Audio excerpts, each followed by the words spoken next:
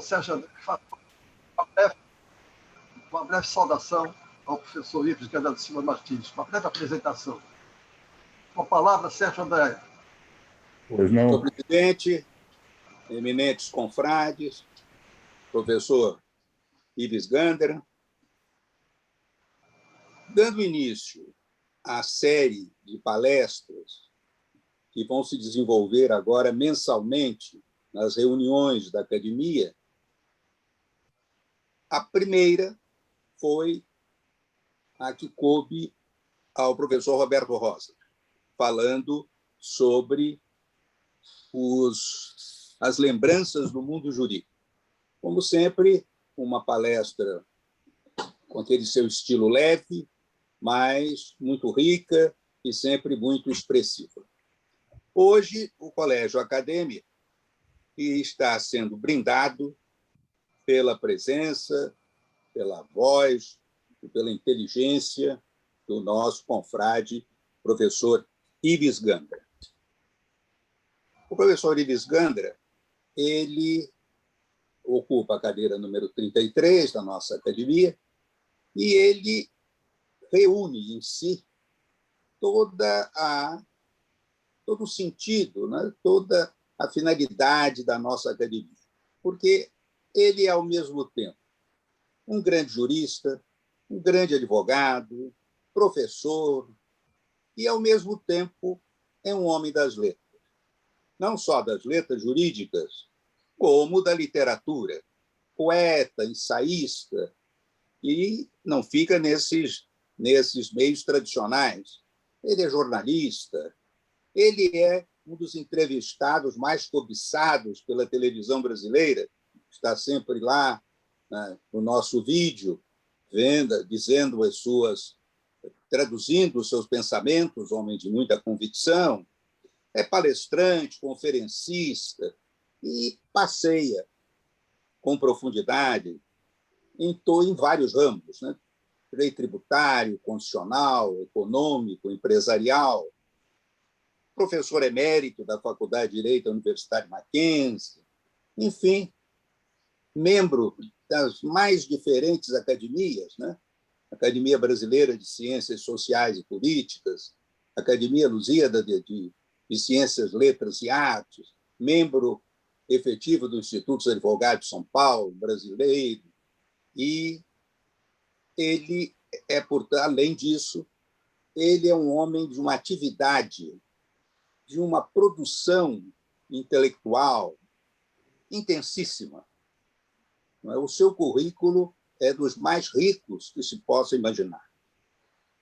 E não fica nisso, como vimos há pouco, nessa conversa inicial, é um homem também do esporte, não é? O seu São Paulo, que está comemorando esse ano o seu 22º Campeonato Paulista, além dos títulos nacionais e internacionais, como da Copa do Mundo de Clubes da FIFA de 2005, né? E é também um homem da justiça desportiva, além de ter sido sempre um desportista, não é? Verifiquei que é ligado ao karatê e até uma organização internacional ligada a artes marciais. O professor, portanto, Ives Gandra é um homem poliédrico, não é? E, além disso, ele se desenvolve nessas várias áreas, produzindo livros, artigos, enfim, chega-se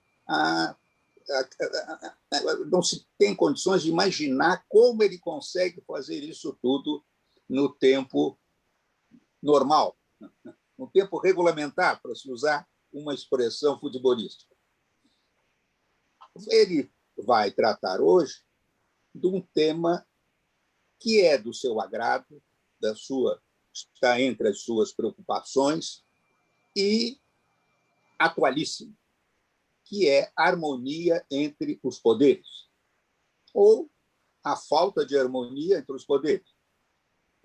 Ele, a respeito desse assunto, ele editou vários livros, por exemplo, desde antes até da Constituição, a separação dos poderes no Brasil, o poder, a crise do Estado democrático, o Estado de Direito e o direito do Estado.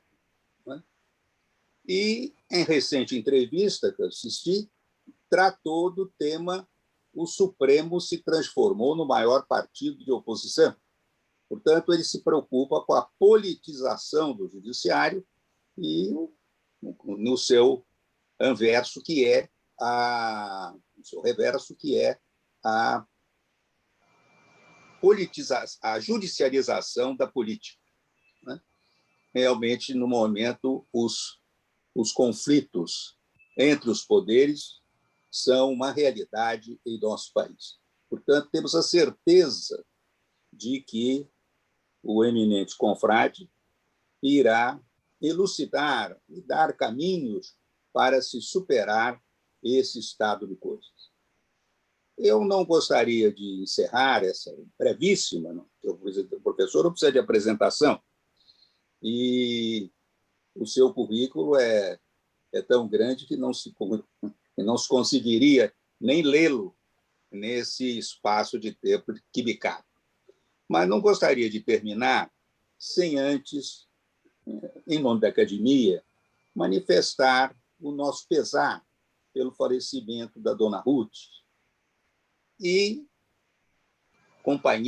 sua companheira no matrimônio durante quase 70 anos, e para quem ele dedicou, não é? Muitos livros, alguns livros, ou muitos livros, poesias, né? Por exemplo, 101 poemas para Ruth, mais haikais para Ruth. E num desses haikais ele resumiu o que ele, todo o carinho, todo o sentimento que ele tinha por ela, dizendo simplesmente: amo-te, amo-te, amo-te, amo-te, amo-te.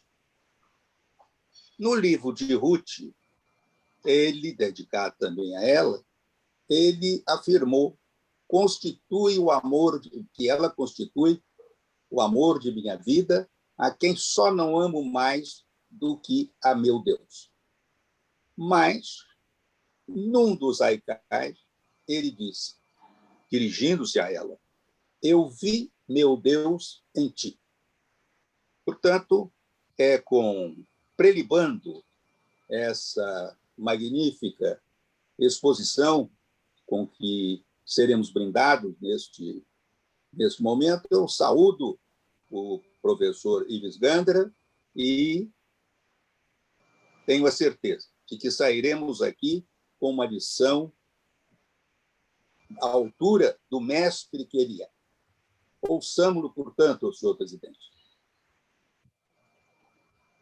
Agradeço as palavras do professor Sérgio André, em nome da diretoria da academia. Sem mais delongas, passo a palavra ao professor Ives Gandra da Silva.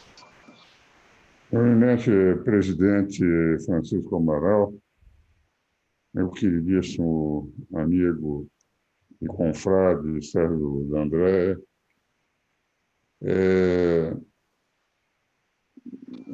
confesso que fiquei extremamente sensibilizado pela lembrança da minha esposa. Aquilo que disse a meu respeito, evidentemente, é tudo uma demonstração da generosidade do coração imenso que tem o Sérgio e de uma amizade que vem de algumas décadas.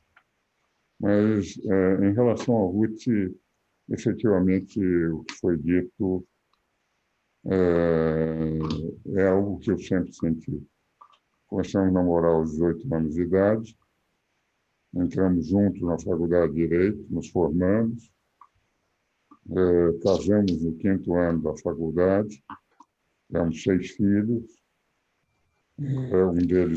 4 deles formados em Direito, um em Matemática, um em Jornalismo, e ela foi aquela companheira que todos nós gostaríamos de ter. Nunca brigamos, sempre tivemos uma vida, nunca fomos dormir depois de 62 anos de casado, 67 de namoro, brigados. Por mais que pudéssemos discutir um outro assunto, sempre dormíamos em paz. E eu devo a minha reconversão ao catolicismo, à Igreja Católica, a todo o trabalho dela.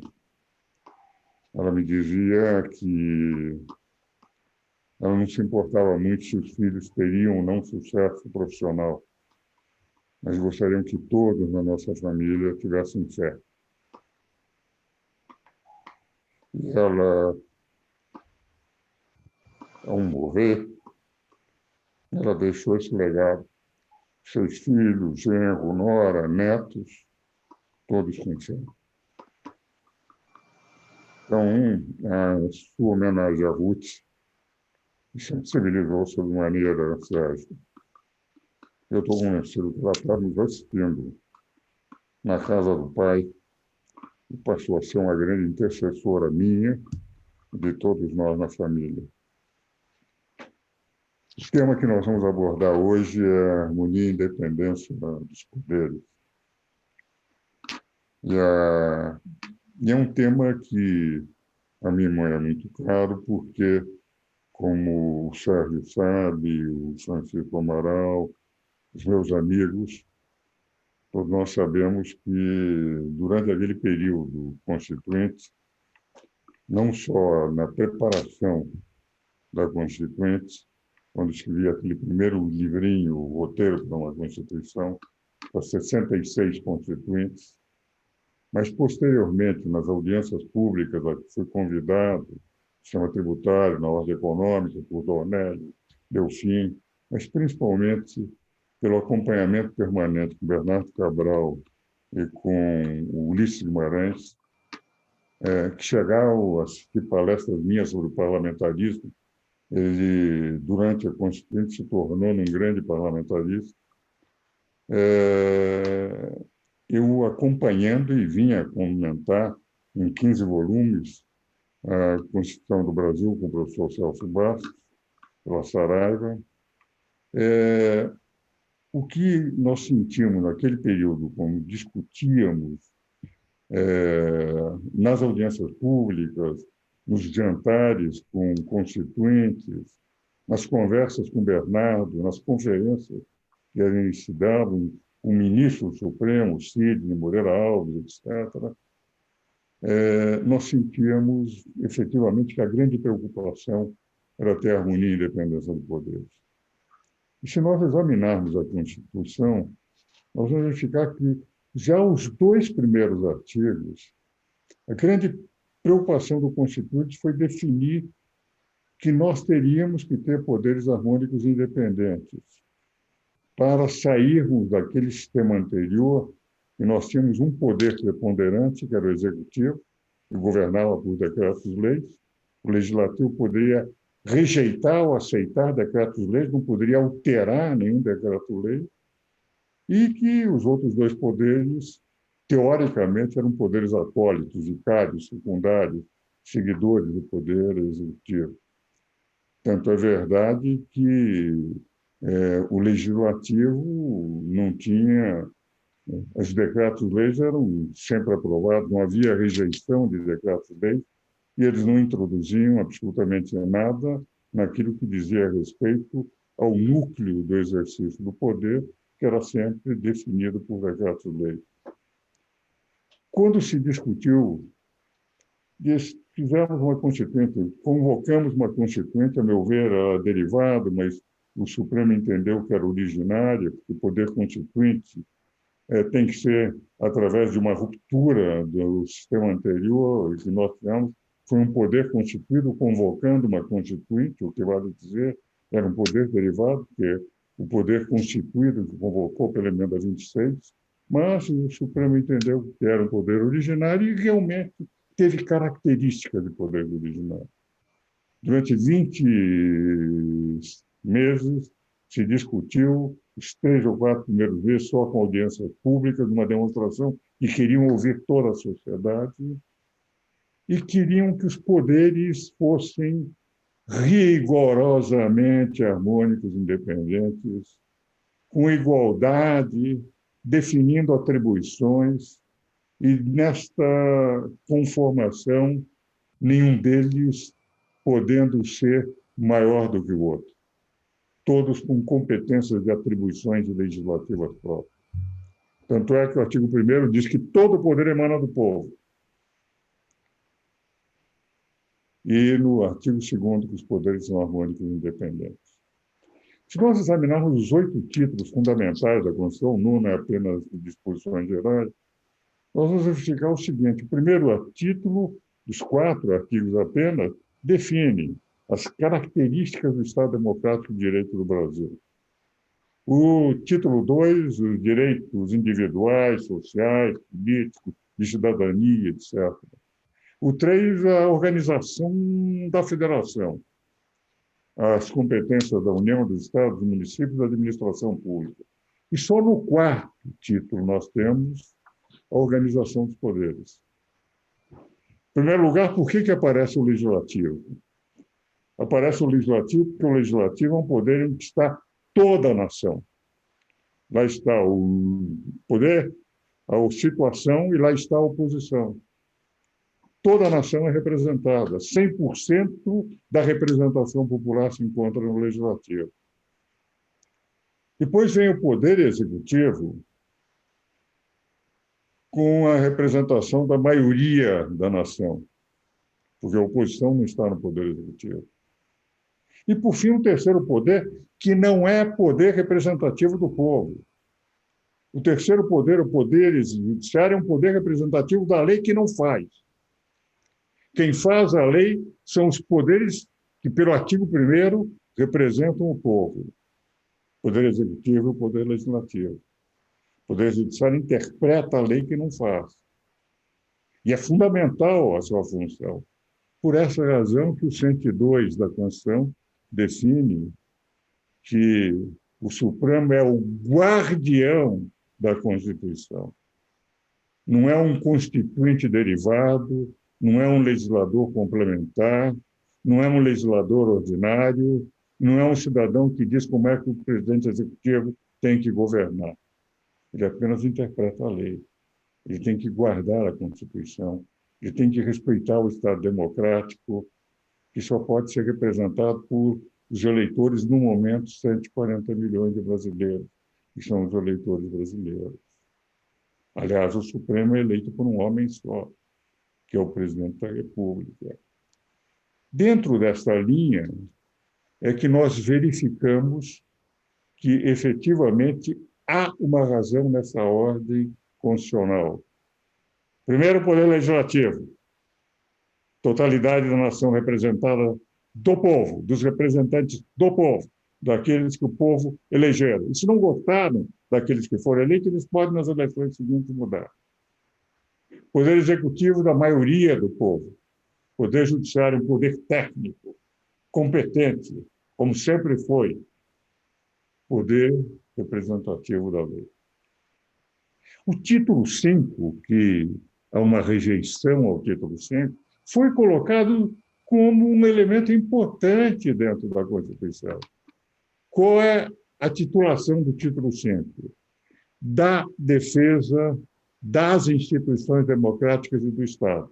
O próprio título, não é a organização dos poderes, cujas atribuições do Legislativo, do artigo 44 a 69, do Executivo, de 71 ao 91, de 76 ao 91, do Judiciário, de 92 a 126, com as funções essenciais da administração da Justiça, do 127 a 130, Ministério Público, do 131 a 135, Advocacia. O título 20 chama-se Da Defesa das Instituições Democráticas e do Estado.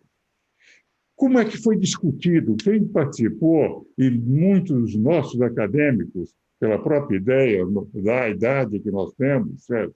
Os cabelos brancos, ou a falta de cabelo, como acontece comigo, nós tivemos lá, nós vimos como é que foi discutido. O título 5º foi discutido amplamente, que havia necessidade, se a democracia brasileira, num determinado momento, estivesse em crise, que pudesse fazer com que houvesse uma nova ruptura institucional, teria que haver instrumentos para repor o Estado democrático de direito. E o dado interessante é que se colocou como da defesa das instituições democráticas e do Estado a que um constitucionalista de São Paulo, foi desembargador do TRF da Terceira Região, meu colega de turma, filho do Moacir Amaral dos Santos, Aristeu Amaral dos Santos, definia como o regime constitucional das crises, porque só pode ser acionado se houver uma ruptura, um risco de ruptura das instituições democráticas, que são o Estado de Defesa, o Estado de Sítio, as Forças Armadas e a Segurança Pública. Nas Forças Armadas, o artigo 142 da Constituição dá 3 funções claríssimas que foram amplamente, quem lê os debates constituintes, os anais da Constituinte, vão verificar.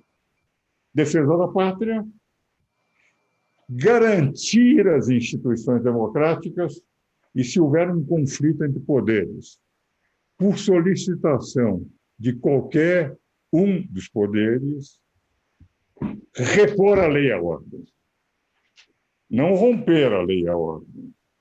Repor a lei e a ordem. Situação completamente diferente de 64, onde, em função daquela crise que o Brasil viveu, e muitos de nós estivemos envolvidos naquela crise, ou com estudantes, ou como jovens advogados, etc., nunca para romper, mas para repor se a ordem constitucional estivesse em crise. É o que foi discutido, é o que está nos anais da Constituição, é que Saulo Ramos escreveu como, na época, consultor geral, depois ministro da Justiça, trabalhando junto ao Congresso Nacional Constituinte. Este é o arcabouço da Constituição.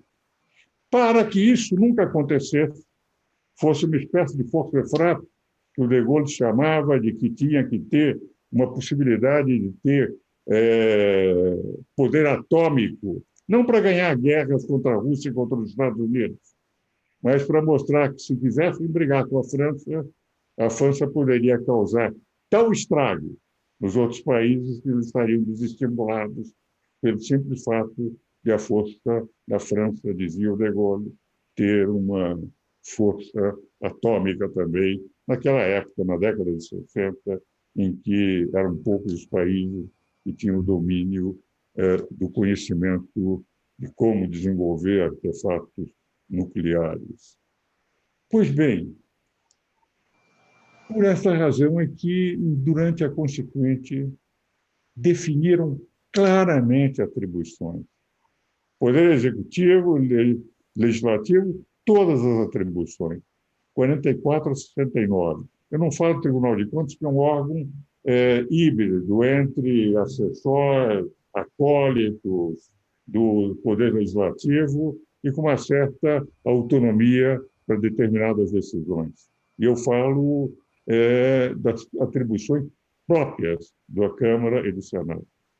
E quando se coloca no artigo 49, inciso 11 da Constituição, que cabe ao Poder Legislativo zelar pela sua competência legislativa perante os outros poderes, vai dizer, judiciário e executivo, o que se colocou é que o Poder Legislativo não pode permitir que nem o Executivo legisle fora da medida provisória da lei delegada, que tem que ser examinada depois pelo Legislativo, nem legisle em nome do Legislativo, nem o Judiciário legisle em nome do Legislativo. Zelar significa proteger, não deixar que outros poderes entrem nas atribuições próprias do Poder Legislativo. É o artigo 49, inciso 11, que foi colocado como uma forma de defesa. E, a meu ver, há um instrumento que é o decreto legislativo, que pode ser utilizado. Se analisarmos o artigo 59 da Constituição, nós vamos verificar lá que, das 7 hipóteses de instrumentos legislativos dados ao Câmara e ao Senado, o decreto legislativo não tem regulação constitucional, Do artigo 59 a 69, não diz como é e para quê. Mas se lá está, seria o único instrumento viável. Porque, caso contrário, na interpretação do meu queridíssimo amigo, que eu respeito muito aqui, tenho livros escritos com ele, um dos maiores constitucionalistas da história do Brasil, que é o Luiz Roberto Barroso, quando ele diz: quem tem que dar a última palavra sobre isso é sempre o Supremo Tribunal Federal. Ora, se o Supremo invade a competência do Legislativo, se cabe ao Legislativo zelar por sua competência perante os outros poderes, mas tem que dizer ao Supremo se o Supremo concorda com a interpretação do Legislativo, então o Supremo pode invadir, depois vai dizer se a sua invasão é constitucional ou não, é como se dissesse: o senhor não é o Legislativo que está zelando pela sua competência. Quem está zelando pela sua competência é o próprio Supremo Tribunal Federal. Porque o Supremo diz: eu estou invadindo, mas para mim eu não estou invadindo, de tal forma que a sua interpretação de defesa da sua competência legislativa eu não aceito, de tal maneira que o senhor não tem instrumento para exercer a sua proteção, a sua autoproteção contra a minha invasão. É evidente que eu não posso aceitar, até por uma questão de lógica cartesiana. Se eu tenho que me proteger, sou eu que tenho que me proteger. E não depender que a minha proteção depende de quem está invadindo. Que tem o direito de me invadir tem que dizer se invadiu ou não invadiu, o que representa uma incongruência inaceitável e contrário ao que foi discutido na Constituinte. Aqueles que participaram, nenhum dos 11 ministros participou daqueles debates constituintes, porque todos que participaram, Sidney Santos, Moreira Alves, aqueles que eram consultados já não estão mais no Supremo Tribunal Federal. Então, com todo o respeito, quero deixar muito claro, até porque alguns são nossos confrades aí, o ministro Luiz Fux, o ministro Marco Aurélio de Mello, entende? É o ministro Fachin. Eu tenho uma profunda admiração por todos os ministros, uma profunda admiração pelo conhecimento, pela dignidade, pela idoneidade moral, pelo conhecimento jurídico, mas não posso concordar com essa interpretação que, além de ferir a lógica cartesiana, fere o que foi discutido na Constituição, que pretendia ter os 3 poderes harmônicos independentes, e não um superpoder que diz: só pode fazer isso, pode indultar fulano, não pode indultar ciclano, apesar de ser, pelo artigo 84, competência exclusiva do presidente indultar quem bem entender no fim do ano. Por outro lado, não pode legislar. O artigo 103, parágrafo 2º da Constituição é de uma clareza linear nas ações diretas de inconstitucionalidade por omissão. Naquelas ações em que cabe ao Supremo Tribunal Federal declarar a omissão inconstitucional do Congresso Nacional, aquelas leis que, pela Constituição, há necessidade de serem escritas de imediato, elaboradas de imediato, apresentadas, promulgadas de imediato, publicadas. Essas leis que o Congresso não fizer, o Supremo pode declarar inconstitucionalidade por omissão do Congresso Nacional, mas não pode fazer a lei. Tem que comunicar para que o Congresso faça. Na época, eu cheguei a sugerir ao Bernardo, ao Sidney Santos, ao Odir Porto, que era o presidente da Ação dos Magistrados Brasileiros, num jantar que tivemos em Brasília, que pusesse um prazo. Dizia-se: Bernardo, Sidney, Odir, como é que nós vamos ter, declarando que o Congresso está omisso, pedir para que eles façam a lei e não dar prazo? Se eles ficarem 20 anos, eles ficarão inconstitucionalmente omissos. Vamos dar um prazo de 6 meses. E o Sidney, com um único argumento, eliminou o meu argumento. Ele disse: Ives, você já imaginou se eles não obedecerem em 6 meses? Você acha que eu tenho condições de mandar prender, à época, 503 deputados, 81 senadores, por desacato à ordem judicial? O argumento fez com que o Bernardo disse: não há condições de... E ficou sem prazo. O que demonstra, Se eles não podem legislar, nem quando o Congresso é obrigado, eles declaram a missão inconstitucional do Congresso, imagine legislar em qualquer hipótese, como, por exemplo, não tenho preconceito nenhum contra os homossexuais, mas quando eles dizem o casamento que foi discutido nos anais estão que teria que ser entre homem e mulher, eles criaram uma hipótese que não estava na Constituição, foram constituintes derivados, fizeram a hipótese de pares do mesmo sexo. O que vale dizer, sem preconceito nenhum, poderiam dar qualquer outro tipo de garantia em sociedade, ou então fazer o que fizeram o Conselho Constitucional da França. O Conselho Constitucional da França, quando eles foram ao Conselho Constitucional da França, o Conselho disse, olha, isso não é matéria do Poder Judiciário. Se vocês quiserem, e o Conselho Constitucional da França, todos os tribunais constitucionais, eles são do Poder Judiciário, mas têm um viés de poder legislativo próprio dos sistemas parlamentares de governo, e mandaram que fossem discutir na Assembleia Nacional. E o que fizeram? Foram na Assembleia Nacional e conseguiram lá. Os homossexuais conseguiram a lei através do poder representativo do povo.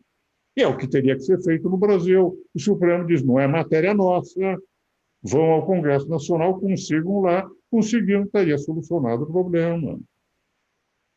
Então, de rigor, sempre que o Supremo legisla, cria-se insegurança jurídica. Sempre que essa tese do consequencialismo jurídico, que não foi aceito em nenhum momento pelo Supremo, pela Constituinte, era o constitucionalismo clássico, a harmonia e independência dos poderes, no estilo montesquiano. Cada poder com atribuições. Por esta razão é que é tão extenso o capítulo da organização dos poderes. Vai do artigo 44 até 135, para que as atribuições ficassem claramente definidas. E nós vimos o que ocorreu. O Supremo, ultimamente, muda os regimentos internos do Senado, muda a legislação. Por exemplo, o artigo 85 da Constituição, o presidente do Supremo declara que a improbidade administrativa não elimina o direito de continuar podendo concorrer quando a pena é a perda simultânea, a improbidade administrativa, ficar 8 anos sem poder concorrer a qualquer cargo eletivo. Quando define a fidelidade partidária, que os constituintes entenderam que cada partido deveria dizer como é que deveria ser. Entende? Quando declara que o presidente da República não pode dar para quem fez crime de colarinho branco indulto, que não está na Constituição.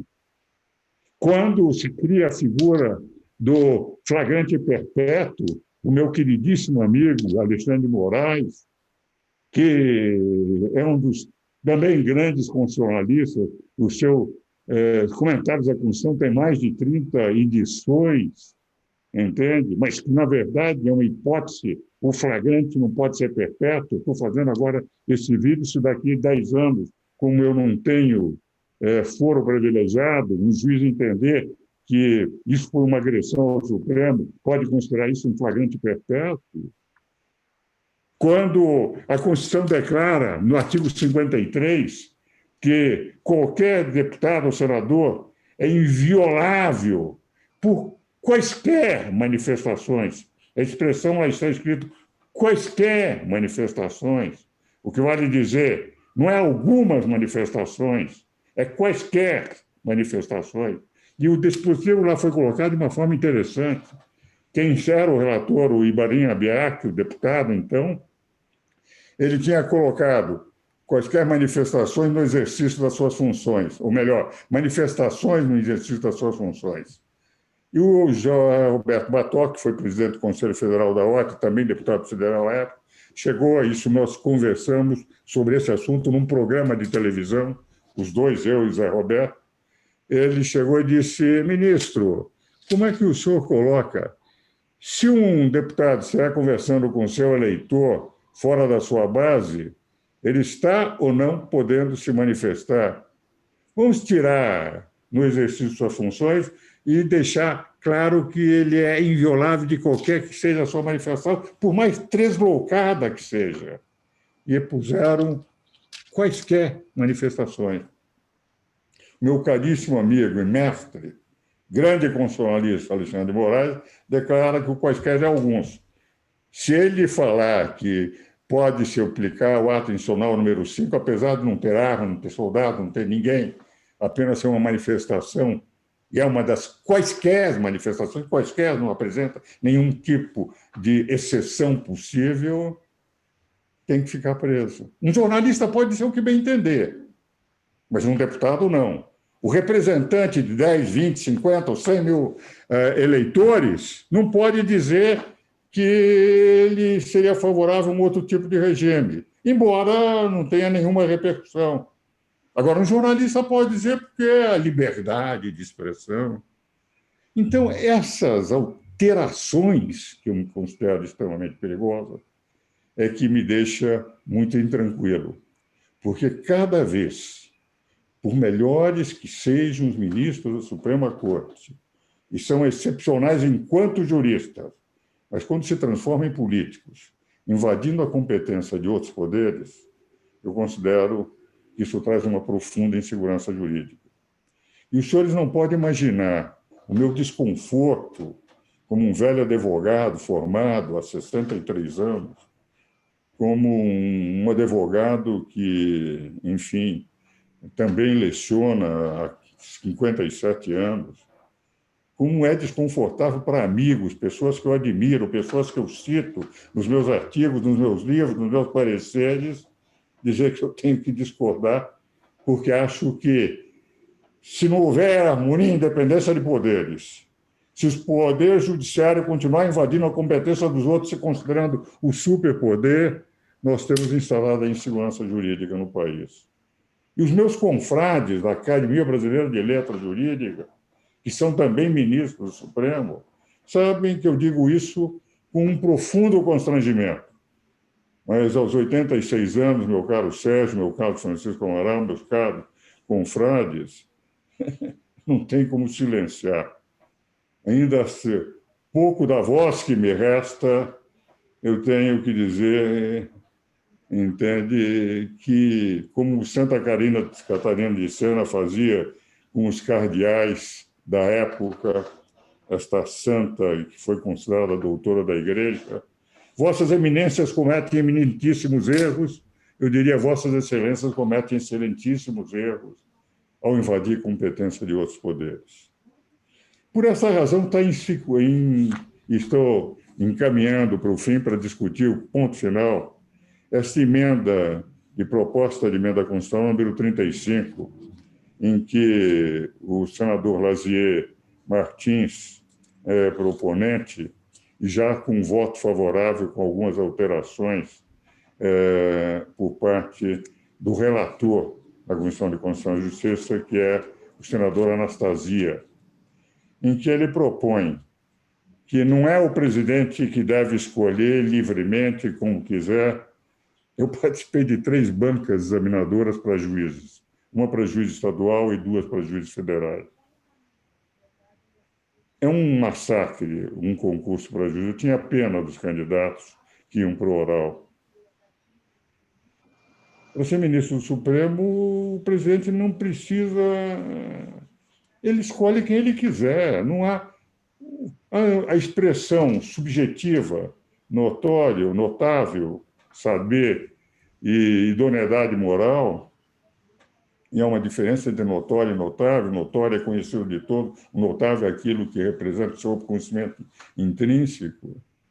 É uma interpretação que o presidente dá, e aqui no Brasil eu nunca vi pelo menos, eu precisaria estudar no passado, mas as aprovações do Senado são praticamente quase que homologatórias apenas da indicação do presidente. Então, há a proposta de que, se a indicação na PEC 75 do senador Lazier Martins, um grande jornalista gaúcho, que, quando foi eleito com 2 milhões e poucos de votos, um senador mais do que para presidente da República, teve a candidata do partido A Rede, e ele apresenta que deveria haver uma proposta em que haveria uma lista tríplice que fosse organizada pelo presidente do Supremo Tribunal Federal, presidente do Superior Tribunal de Justiça, presidente do Tribunal Superior do Trabalho, presidente do Superior Tribunal Militar, presidente do Tribunal de Contas da União, procurador-geral da República e o presidente do Conselho Federal da Ordem. Eles se reuniriam, indicariam 3 nomes, e esses 3 nomes iriam para o presidente escolher. E, por outro lado, o mandato seria de 10 anos, como acontece em diversos países europeus, que o mandato para a Suprema Corte, embora lá na Europa a predominância do sistema parlamentar se compreende um prazo maior, mas um prazo também certo. A Corte de Haia, eu tive como sócio o ministro Francisco Ezek, depois que ele saiu da Corte de Haia, era um mandato de 9 anos, renováveis por mais 9 anos, nunca poderia ultrapassar de 18 anos o mandato. No parecer do Anastasia a favor da proposta, que agora será examinada, existe a eliminação do presidente do Tribunal de Contas da União sob a alegação que não há um órgão no Poder Judiciário. E, de rigor, ele está no campo do Poder Legislativo. Basta dizer que muitas das suas decisões dependem da aprovação do Poder Legislativo. Algumas decisões, eles ganharam mais autonomia com a Constituição de 88, mas muitas das decisões que teriam que ser encaminhadas ao Ministério Público, etc., ainda dependem de aprovação do Congresso. Então, o Anastasia retiraria a presença do presidente do Tribunal de Contas da União. E acrescentaria o seguinte, que teria que haver um prazo para indicação, que não há na proposta do senador Lazier. Esse prazo para indicação seria um prazo em que o presidente aberta a vaga, ele teria que ter um prazo certo e rápido para poder decidir, para não ficar como muitas vezes nós ficamos 2, 3, 4, 5, 6, 8 meses sem uma indicação por parte do presidente. E, por fim, ele apresentava como sugestão para substituir o presidente do Tribunal de Contas da União, o presidente do Tribunal Superior Eleitoral. E ele dizia o seguinte, na proposta do senador Anastasia, que, embora com isto o quórum teria um presidente de cada tribunal e mais o Ministério Público e a Ordem, o fato de ser a Suprema Corte e o presidente do Tribunal Superior Eleitoral ser também um ministro da Suprema Corte, não haveria problema, porque seriam 2 ministros da Suprema Corte, mas um deles representando o TSE, mas é o Supremo Tribunal Federal, é o tribunal maior da estrutura do Poder Judiciário. E é nesse pé que a proposta da alteração à PEC 75 está, 35, com um apoio, portanto, do relator na discussão que se fará. Para concluir essa exposição, eu disse que não iria ultrapassar os 40 minutos, ou com 34 minutos e 52 segundos. Eu tinha uma proposta que eu apresentei à época, que eu vou só trazer para a reflexão dos amigos, mas que também não foi aceito na época dos meus debates com os constituintes, que era a seguinte: iria-se criar os conselhos e que a Ordem, o Conselho Federal, indicasse 6 nomes. Que o Conselho, os membros do Ministério Público, estaduais, federais, o federal indicaria 3 nomes e o estadual 3 nomes. Os conselhos, os órgãos máximos do Ministério Público de cada estado e mais o do Procurador-Geral indicariam, representando 6 nomes. 3 estaduais, 3 do federal. E os tribunais superiores, TST, STJ e STF, 6 nomes, 2 cada tribunal. O presidente receberia 18 nomes indicados pelos órgãos máximos das 3 funções e 3 instituições da qual depende a justiça.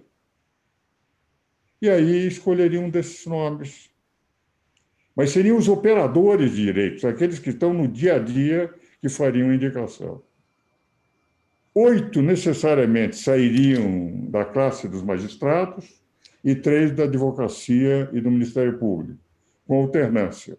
Quando houvesse 2 do Ministério Público e 1 da advocacia, o primeiro do Ministério Público que se aposentasse, entraria 1 da advocacia. Isso foi rejeitado. Então, eu só trago para reflexão dos meus confrades da Academia Brasileira de Letras Jurídicas, mas eu entendo, pessoalmente, que é uma proposta em que quem está no dia a dia do direito é que estaria fazendo a indicação dos nomes. Quando o Conselho Federal da Ordem indicasse, mas fosse da classe dos magistrados, ia indicar 6 nomes da classe dos magistrados.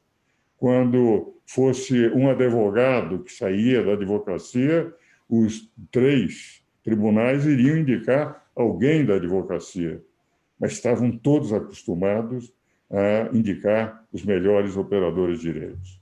Meus caríssimos confrades, minha cara confreira aqui presente, que me alegra muito com a presença, era o que eu tinha a trazer.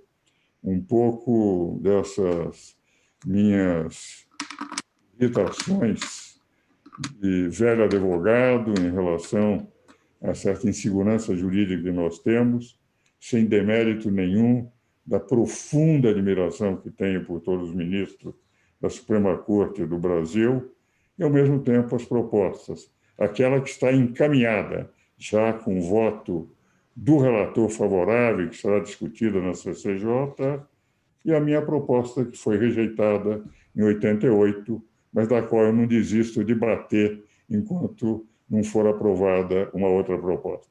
Meu caro Francisco Amaral, com 38 minutos e 11 segundos, 1 minuto e pouco antes do encerramento do prazo fatal, eu encerro a minha palestra agradecendo a atenção de todos. Muito obrigado, professor Ives, pela sua, mais que uma conferência, foi uma verdadeira aula magistral. Nos enriqueceu profundamente, e eu aprendi muito, como modesto civilista, aprendi muito sobre a desarmonia dos poderes e sobre a oportunidade da sua proposta. Eu acho que é uma contribuição notável que faz ao direito constitucional brasileiro. Espero que possa ter uma ressonância nos elevados poderes, porque hoje em dia é tudo imprevisível no Brasil. Como dizia o Pedro Malan, no Brasil até o passado é incerto. Então, nós não sabemos como será o nosso mais incerto será o nosso futuro. Mas muito obrigado, professor, agradeço muito. E dar aos meus colegas, professor Sérgio Andréa, professor Aurélio Vander Bastos, se teria alguma pergunta a fazer, alguma complementação, depois dessa brilhante. E parabenizo pelo convite ao professor Ives Gandra Silva pela maravilhosa aula, eu digo magistral, uma verdadeira oração de sapiência, mais do que meramente prática, mas uniu a história, a teoria e a prática, digamos, do direito constitucional. Sérgio Andréa ou Aurélio, alguma palavra, alguma sugestão? Posso... Presidente, eu que já antecipava essa aula magistral, vejo que essa antecipação se tornou uma realidade. Quero parabenizar o professor Ives Gandra e agradecer os ensinamentos, as ponderações que ele, com muita propriedade, fez. Parabéns, professor. Obrigado. Aurélio, quer dizer alguma coisa? Aurélio?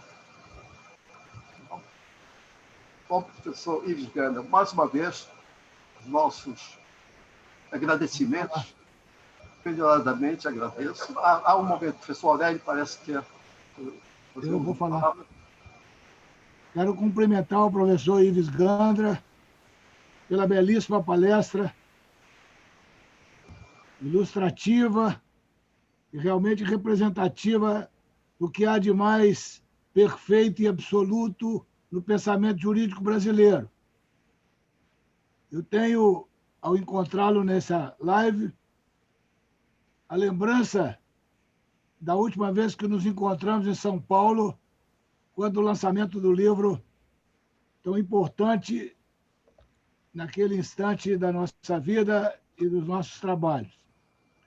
Eu apenas gostaria que o senhor fizesse uma pequena referência no contexto do seu trabalho e da defesa, digamos, equilibrada que o senhor faz da harmonia dos poderes, se o mundo moderno, na intensificação dos seus conflitos e na mudança de complexidade das relações humanas, não tem transferido, de certa maneira, algumas questões de natureza existencial para manifestação, se não definitiva, manifestação prévia dos tribunais, mas especialmente do Supremo.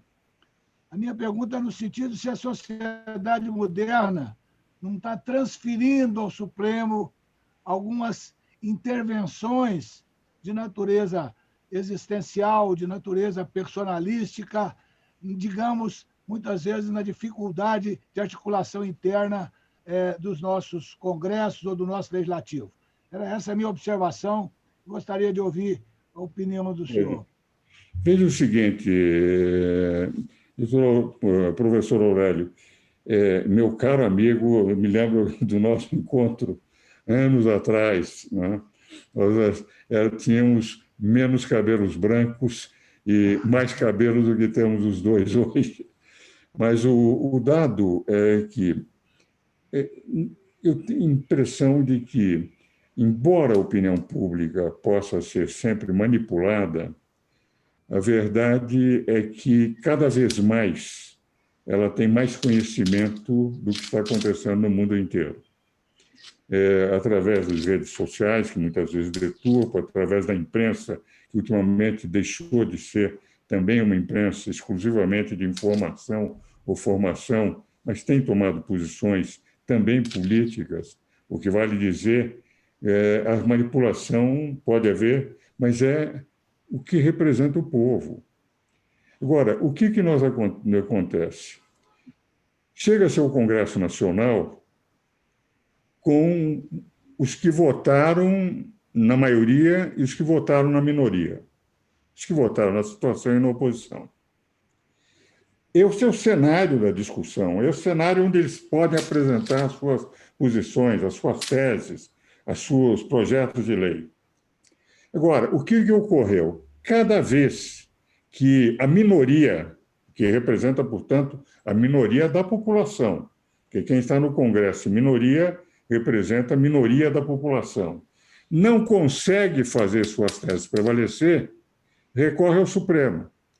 E o Supremo, que foi eleito por um homem só, dá guarida à minoria, entendendo que a minoria está representando o pensamento da maioria da população, e intervém dentro do Congresso Nacional para dizer tem que fazer isso, não pode fazer aquilo, o que representa, em última análise, que a oposição hoje sabe que, quando perde votações, ele corre.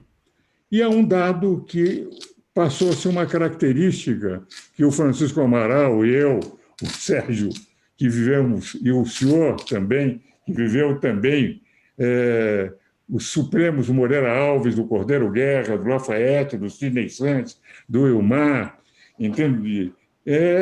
Um Supremo que se negava a falar fora dos autos, em que as discussões jurídicas eram com um calor enorme, mas com uma dignidade, com um respeito, eles passaram a se digladiar como se fossem deputados senadores.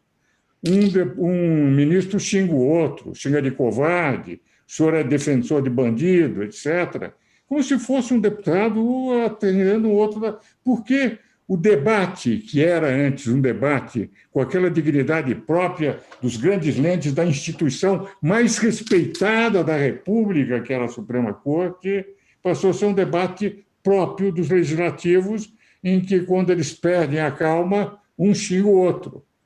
Ao ponto de que, hoje, na opinião pública, o Supremo tem uma imagem desfigurada em decorrência dessa perda da credibilidade que o Supremo tinha no passado.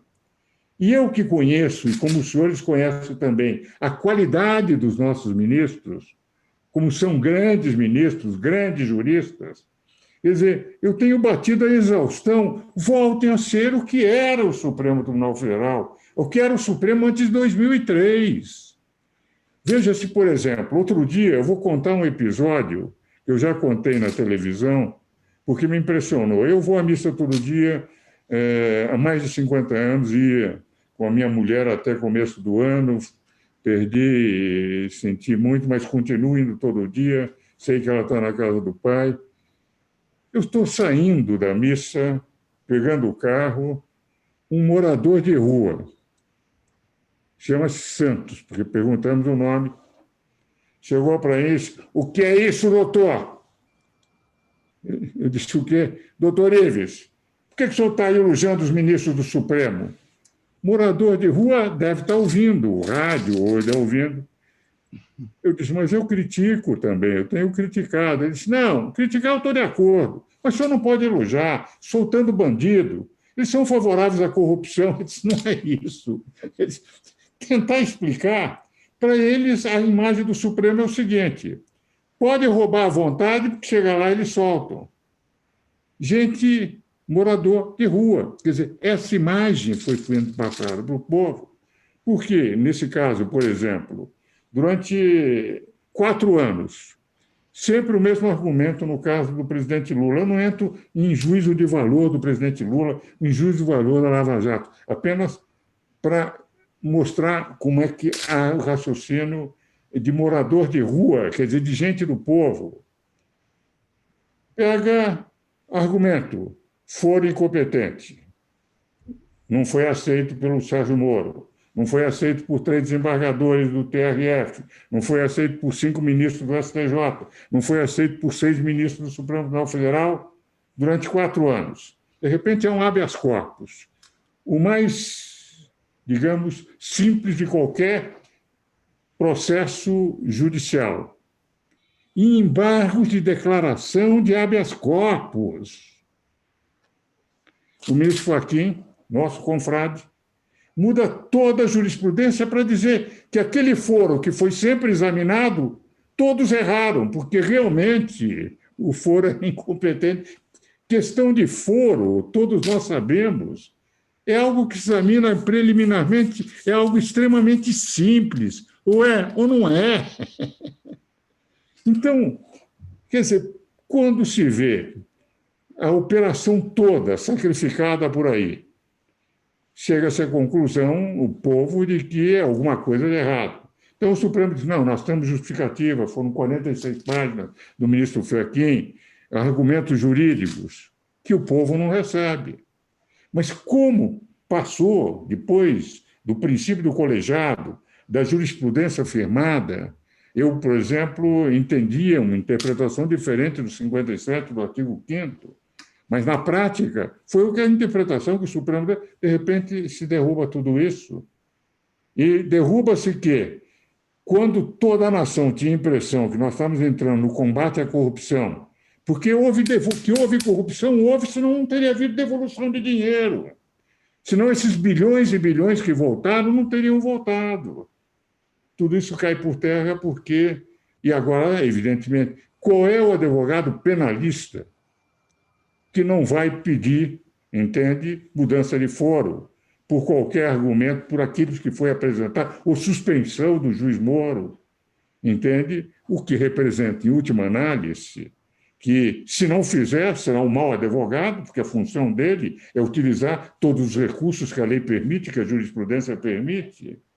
Então, fica a impressão, por essa mudança, porque 7 ministros que lá estão foram indicados pelo esquema anterior do Petrolão e do Mensalão para essas pessoas.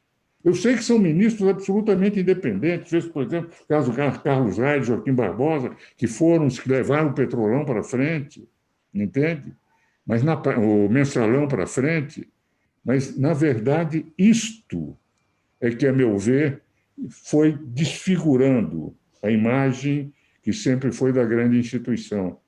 Então, quando eu bato de que eles têm que voltar a ser o que era o Supremo de antigamente, até 2003, porque volta a recompor uma imagem, porque a qualidade de conhecimento jurídico de um lado, a idoneidade moral de outro lado, todos os 11 ministros têm.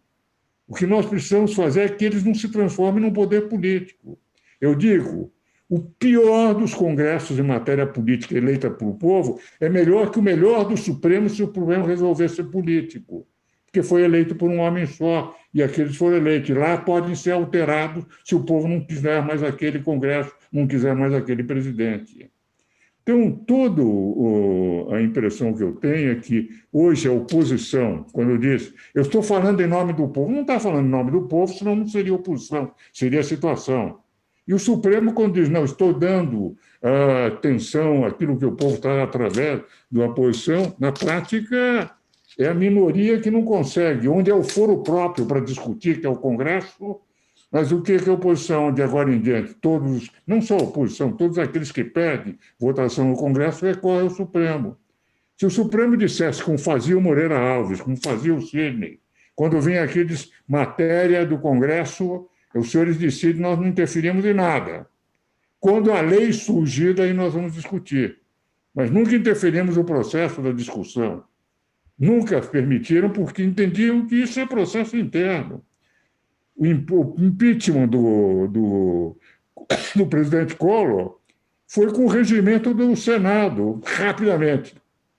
O impeachment da ministra Dilma, do presidente Dilma, demorou uma enormidade, porque o Supremo redigiu, eliminando o regimento interno do Senado e criou um regimento para o Senado.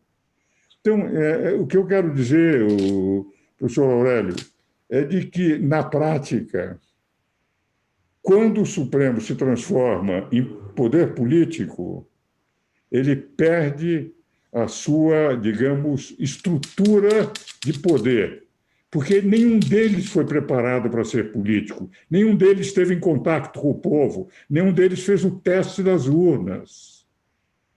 E eles não podem representar a vontade popular, além do que não é a minoria que representa a vontade popular, porque a vontade popular é representada pela maioria. E se não é bom, tem sempre a possibilidade de alterar. Agora, é uma luta que eu sei que é praticamente uma espécie de uma luta quixotesca, da impressão de que eu estou combatendo moinhos de ventos, defendendo a volta do Supremo àquilo que o Supremo era na independência e harmonia de poderes.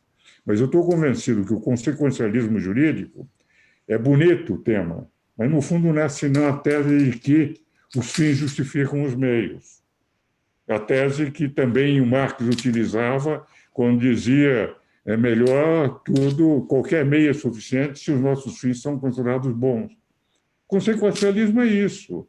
Pode-se alterar, entende, aquilo que está na estrutura constitucional para se fazer aquilo que nós consideramos que é o melhor, aquilo que a admiração é profunda que eu tenho. Tenho livros escritos com ele, Luiz Roberto Barroso, que ele disse, nós temos que empurrar o rumo do futuro para corrigir os rumos do Executivo. Quando ele diz, Michel Temer pode indultar fulano, mas não pode indultar pessoas da Lava Jato. Por quê? Se a competência é exclusiva do presidente não há nenhuma limitação na Constituição, esse poder legislativo que eles se autoproclamaram é que eu sou o contrário. Não sobre a qualidade deles, sobre o conhecimento deles, sobre o valor deles. E a exaustão, eu bato na mesma tecla. Voltem a ser o que era um Moreira Alves, um Sidney Santos, que tem qualidade para ser. São ministros do mesmo nível, da mesma cultura, do mesmo valor. Mas há necessidade de respeitar o que foi escrito na Constituinte por aqueles que foram eleitos pelo povo para fazer a Constituição. A harmonia e independência dos poderes com as atribuições exclusivas daquelas que estão no texto constitucional e não naquelas que se auto-atribuíram de invadindo competência de outros poderes. Essa é a visão e se percebe que aos 86 anos ele devia ser um pouco mais sereno, mas às vezes quando eu vejo e que, enfim, os anos estão esgotando, a qualquer momento Deus pode chamar, acordo de manhã, vejo os jornais, se meu nome não está no necrológico, eu venho trabalhar, porque com essa idade. Mas a verdade é que, se nós não batermos, nós, os nais, que vivemos o passado e sabemos a importância da harmonia e independência do poder para um Estado democrático de direito, não batermos, não são os jovens com as novas teorias que vão terminando a trazer uma insegurança jurídica, porque daí nós não sabemos mais quem é que manda, quem é quem, num país em que, durante 20 meses, os constituintes, por mais adiposa que tenha sido a Constituição, em 2 pontos ela foi excelente na sua espinha dorsal. Equilíbrio e harmonia de poderes foi o que se buscou, para que não houvesse mais um poder superando os outros, um poder maior do que os outros. E na garantia de direitos fundamentais, que também nós temos mais a enunciação do que garantia, mas que foi colocado na Constituição. É como eu vejo, meu caro Aurélio. Eminente acadêmico, Luiz Gana, mais uma vez, aceite nossos cumprimentos pela brilhante explicação que nos deu. E agradeço também aos eminentes colegas que participaram. E lhe faria um pedido, professor Luiz Gana. Não deixe de publicar a sua poesia. Aquele último livro dedicado à sua esposa é encantador e, mais do que encantador, é emocionante em algumas passagens. E a poesia contrabalança com o dispêndio de energia que meu amigo faz lutando por essa bandeira gloriosa que é lutar pela harmonia entre os poderes, quando hoje em dia o que mais existe é desarmonia. Temos de combinar o direito com a arte. Eu gostaria que continuasse cada vez mais com a sua arte, deixasse o resto para esses jovens criadores que são muito receptivos de teorias estrangeiras. Nós cultivamos o filoneísmo, adoramos o que é novo, o que é estrangeiro. E muitas vezes essa mania de aceitar o estrangeiro não casa com o espírito da nossa cultura, que foi tão bem representada por eminentes juízes como Moreira Alves e outros.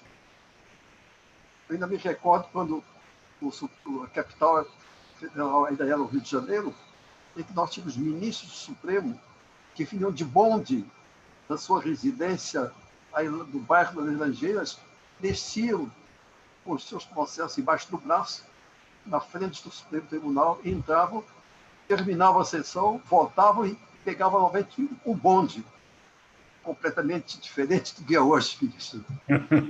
Novos tempos. Mas, mais uma vez, muito obrigado por sua brilhante contribuição. E até qualquer dia. Um grande abraço. Muito obrigado e um grande abraço a todos. A todos, muito obrigado. Até. Agora. Pode.